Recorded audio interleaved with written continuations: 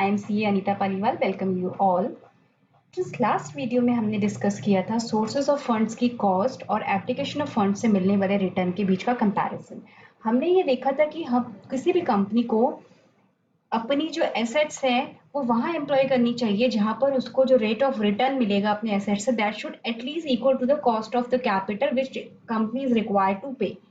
ठीक है, उसके बाद हमने सोर्सेज ऑफ फंड्स के का जो कॉस्ट ऑफ कैपिटल है उसको डिफरेंट अप्रोच से एनालाइज किया था। इसी तरीके से जो बैलेंस शीट का एसेट साइड है उसको भी हमने डिफरेंट तरीके से एनालाइज किया था। उस बेसिस पे हमने डिसीजन और उस बेसिस पे हमने डिसीजन लेना सीखा था कि कंपनी को कोई प्रोजेक्ट लेना है या नहीं लेना है। आज हम उसी सीरीज को आगे बढ़ाते हैं और ये तीन मेरे पास बैलेंस शीट्स हैं, इसको एक बार एनालाइज करते हैं। एक बैलेंस शीट ए है,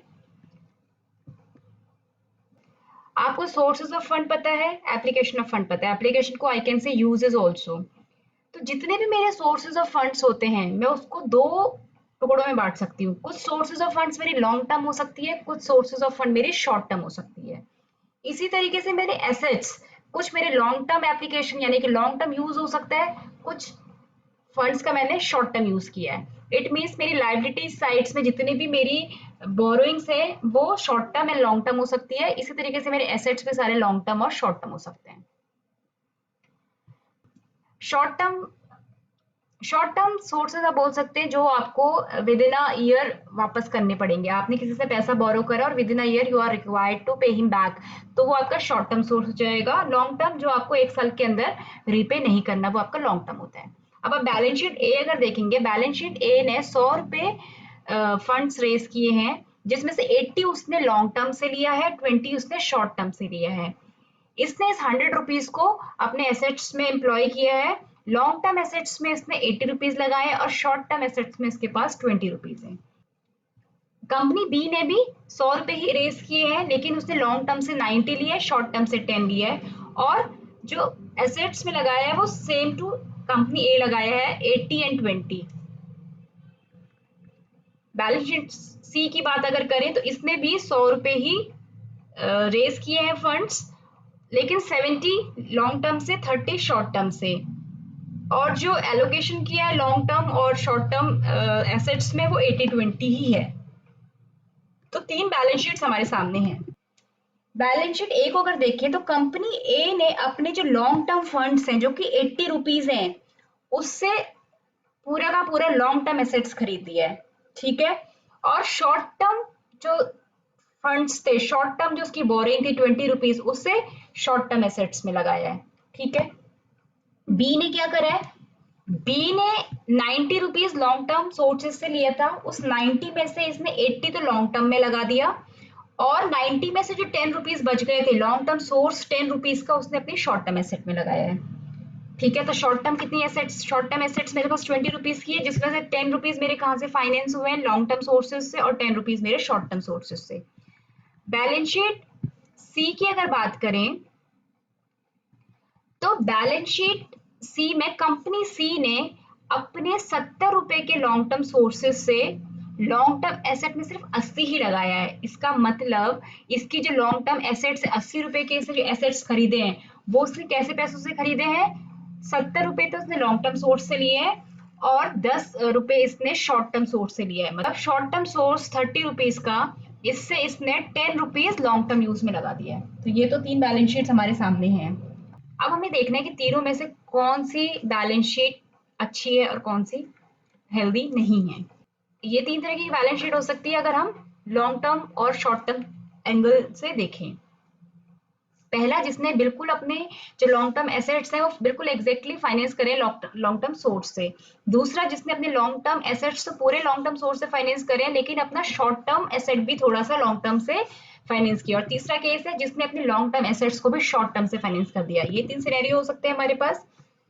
अब हमारे को देखना है कि कौन सी कंपनी अच्छी है। बैलेंस शीट को हम पहले पकड़ते हैं। अब सी के पास अपना पैसा नियर फ्यूचर में कौन मांगने आने वाला है, ये 30 रुपए, बिकॉज ये शॉर्ट टर्म है, एक साल के अंदर अंदर आ जाते हैं लेने के लिए। तो ये शॉर्ट टर्म सोर्सेज वाले सी के पास आ गए कि हमको हमारा 30 रुपीज वापस चाहिए। तो ये 30 रुपीज पे करने के लिए कंपनी सी को अपने यहाँ से पैसा निकालना पड़ेगा शॉर्ट टर्म और लॉन्ग टर्म से। शॉर्ट टर्म में तो इसके पास सिर्फ 20 रुपीज ही है, तो 20 रुपीज तो चलो ये इसको दे देगा। 10 रुपीज कैसे देगा इसको वापस? क्योंकि जो लॉन्ग टर्म यूज में पैसा लगाया है, जो अपने मशीनरी वगैरह परचेज करी है, वो आपने इस पर्पज से कभी भी परचेज नहीं करी कि आप उसको बेचेंगे, वो ही इनफैक्ट आपको अपना ऑपरेशन करने के लिए जरूरी है। तो it is not feasible to sell the long term assets, right? अब ये सी के पास एक प्रॉब्लमेटिक सिचुएशन आ गई है कि 30 रुपीज शॉर्ट टर्म वाले देने आ गए, लेकिन इसको देने के लिए इसके पास फंड्स ही नहीं है। शॉर्ट टर्म एसेट्स हमारी सारी कौन सी एसेट्स आ जाती हैं? कैश, डेटर्स, इन्वेंट्री, ये सब हमने देखा था वर्किंग कैपिटल। सो आपका जब वर्किंग कैपिटल साइकिल घूमेगा तो आपका कैश रिलीज होगा शॉर्ट टर्म एसेट्स से, और वही आप यूज कर पाएंगे अपने शॉर्ट टर्म सोर्सेज को रीपे करने के लिए। क्योंकि long term sources long term assets मैंने आपको बताया हम सेल नहीं करते। हमने देखा सी को 30 रुपीज नियर फ्यूचर में पे करने पड़ सकते हैं, लेकिन सी के पास इतना शॉर्ट टर्म एसेट्स है नहीं। अब मजबूरी में क्या करना पड़ेगा? अपने फिक्स एसेट्स बेचेगा, और जैसे ही अपने फिक्स एसेट्स बेचेगा तो फिर वो अपना बिजनेस कैसे करेगा? तो इट मीन्स सी बहुत ही खतरनाक मुश्किल में है। और क्यों मुश्किल में? क्योंकि इसने एक बहुत बड़ी गलती करी है, इसने अपने लॉन्ग टर्म एसेट्स को शॉर्ट टर्म से फाइनेंस कर दिया, यानी कि शॉर्ट टर्म से पैसा लिया और लॉन्ग टर्म में लगा दिया। शॉर्ट टर्म वाले अपना पैसा वापस मांगने जल्दी आएंगे, जबकि लॉन्ग टर्म एसेट्स को आप नहीं इतनी जल्दी लिक्विडेट कर सकते हैं। ठीक है, तो आपको हमेशा एक चीज ध्यान रखनी है कि पैसा मांगने वाले पहले नहीं आने चाहिए। किससे? आपके पास पैसा जनरेशन से पहले, यानी कि पहले आपको अपने पैसों, अपनी एसेट से पैसा जनरेट करना होना चाहिए, उसके बाद ऐसा सिचुएशन होनी चाहिए कि आपको जिनका पैसा देना है वो आपसे पैसा लेने आए। तो क्योंकि इसने अपनी लॉन्ग टर्म एसेट्स 80 रुपीज में से 10 रुपीज कहाँ से सोर्स कर दिया? अपने शॉर्ट टर्म सोर्सेज से। तो ये इसने बहुत बड़ी एक गलती कर दी। अब हम ए बैलेंस शीट ए को देखते हैं। ए के पास नियर फ्यूचर में कौन पैसा लेने आने वाला है? ये 20 रुपीज। इसके लिए ये अपने शॉर्ट टर्म एसेट्स को यूज करके पैसा चुका सकते हैं। शॉर्ट टर्म एसेट यानी कि इन्वेंट्री, डेटर्स, कैश, जनरली यही होता है। इसका मतलब वर्किंग कैपिटल। सो ये वर्किंग कैपिटल को अपना साइकिल, वर्किंग कैपिटल साइकिल घुमा के पैसा रिलीज कर सकता है और अपने शॉर्ट टर्म सोर्सेज को पे कर सकता है। लेकिन एक दिक्कत और है, ये 20 का 20 मैंने बताया, इसके अंदर डेटर्स, इन्वेंट्री, कैश है। कैश जो रेडिली अवेलेबल है वो तो मैं एग्जैक्टली अभी पे कर सकती हूँ, इमीडिएटली पे कर सकती हूँ, लेकिन जो मेरे पास इन्वेंट्री और डेटर्स पड़ा है वो इतना रेडिली अवेलेबल नहीं है। I will take some time to sell my inventory. ऐसा तो नहीं है आज के आज मेरे पास जैसे मेरे लाइबिलिटीज, क्रेडिटर्स मुझसे पैसा लेने आ रहे हैं तो मैं अपनी इन्वेंट्री सेल कर दूंगी, नहीं, राइट? तो it will take some time to release cash out of my inventory and debtors as well। तो यहाँ भी थोड़ा सा सिचुएशन प्रॉब्लमेटिक है, क्योंकि सिर्फ cash is the readily available money है जो मैं आपको पे कर सकती हूँ। बैलेंस शीट बी की बात करें, बैलेंस शीट बी के पास कंपनी बी के पास कौन आने वाला है नियर फ्यूचर में? 10 रुपए लेने के लिए इसके पास शॉर्ट टर्म यूज कितना है? 20, जिसमें से मान के चलते हैं इन्वेंट्री भी है, डेटर भी है, कैश भी है, तो ये मैनेज कर सकता है, ये सिचुएशन मैनेज कर सकता है। तो यहाँ से आपने एक चीज क्या देखी कि हमको हमेशा बैलेंस शीट में ध्यान देना है कि कोई कंपनी अपने शॉर्ट टर्म फंड्स को लॉन्ग टर्म यूज में तो नहीं एम्प्लॉय कर रही। किसी ने अपने शॉर्ट टर्म सोर्सेज को लॉन्ग टर्म एसेट्स में एम्प्लॉय कर दिया तो वो बहुत बड़ी गलती कर रहा है, राइट? क्योंकि लॉन्ग टर्म एसेट्स जनरेट करेंगे इनफ्लोज इन लॉन्ग रन में, जबकि शॉर्ट टर्म सोर्सेज वाले लोग हमसे पैसे मांगने पहले आ जाएंगे। इस सब एनालिसिस को करने के लिए एक हमारे पास रेशियो होता है जिसका नाम होता है करंट रेशियो। जो मैंने आपको ये बात बताई, लॉन्ग टर्म सोर्स ही यूज होना चाहिए लॉन्ग टर्म एसेट के लिए, शॉर्ट टर्म सोर्स नहीं यूज होना चाहिए लॉन्ग टर्म एसेट्स के लिए। तो उसको हम देखने के लिए करंट रेशियो एक फाइनेंशियल टूल है जिसको हम यूज करते हैं। करंट रेशियो हमको बोलता है करंट एसेट्स डिवाइडेड बाय, ये हम निकालते कैसे हैं पहले ये मैं आपको बताती हूँ। ये हम निकालते हैं current assets divided by current liability. तो किसी कंपनी के पास कितनी करंट एसेट्स है और कितनी करंट लायबिलिटी है उसका रेशियो आप देख सकते हैं।